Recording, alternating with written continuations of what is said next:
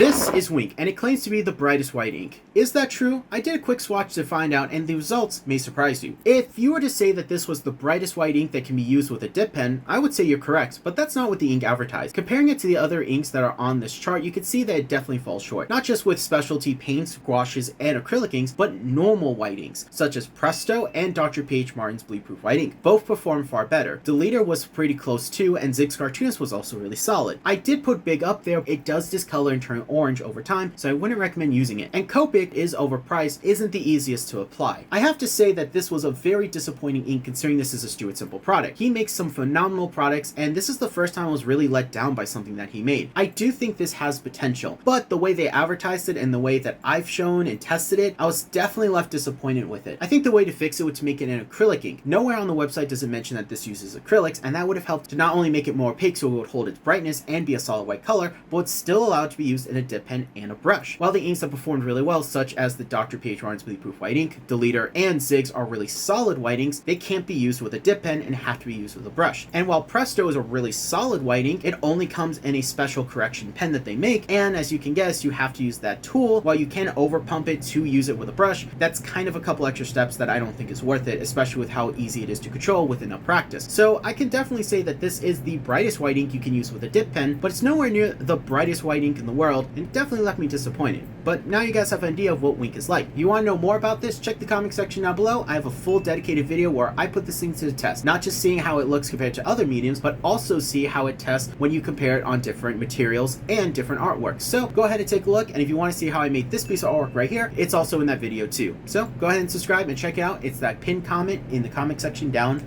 below.